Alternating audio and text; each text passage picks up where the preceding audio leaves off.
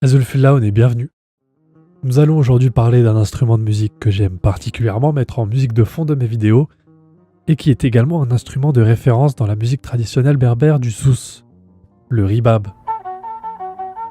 Nous traiterons ce sujet sur 2 vidéos, la première étant celle-ci sur l'histoire du ribab et la deuxième sur sa structure et ses semblables dans les musiques d'autres cultures, en vous souhaitant un excellent visionnage.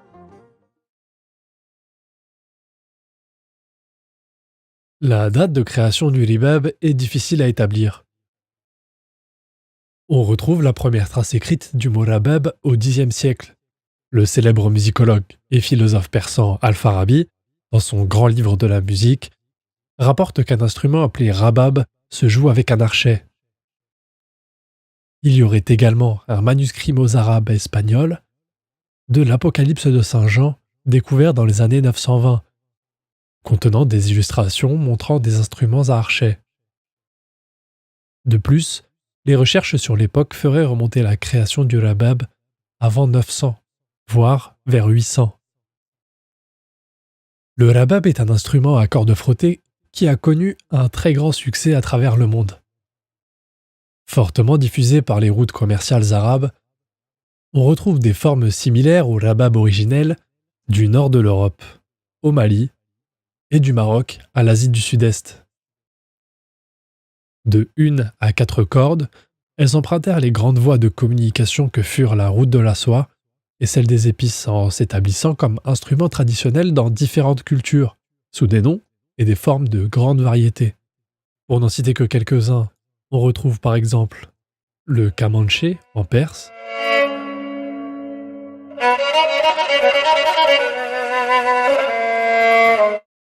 le sarinda en Inde,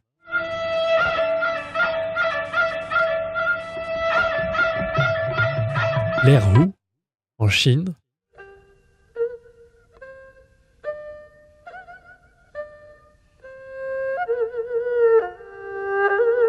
le morinkour en Mongolie,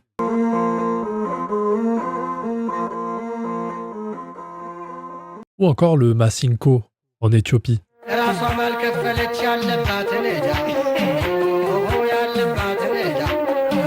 En Europe, on peut notamment relever le rebec, très utilisé pendant la Renaissance et dont il est justement dit qu'il aurait été inspiré par le ribab nord-africain.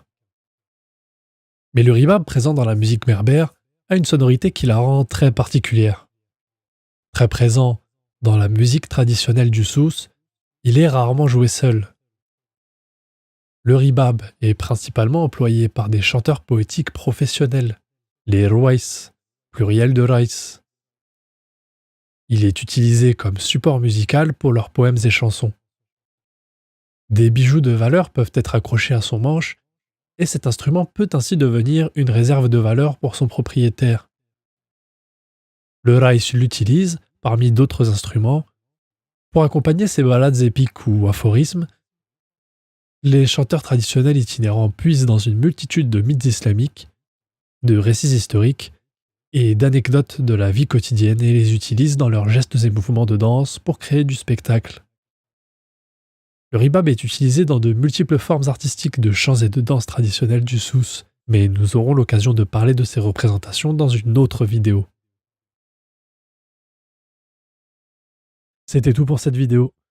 La prochaine devrait arriver sous peu. Je remercie du fond du cœur les personnes qui nous aident financièrement sur Tipeee. C'est ce qui va nous permettre de vous offrir du contenu de meilleure qualité et plus régulier, mais aussi de pouvoir faire varier les formats. Tourner des documentaires ou des reportages par exemple. Mais je vous en parlerai davantage dans une autre vidéo. Si vous voulez participer, le lien est dans la description. N'oubliez pas de mettre un pouce vers le haut en dessous de la vidéo si vous l'avez aimé, de vous abonner, c'est ce qui permet à YouTube de déterminer que le contenu est de bonne qualité puisqu'il est apprécié, et de partager cette vidéo sur vos réseaux sociaux. D'ici là, je vous dis à très bientôt. Tenmirt.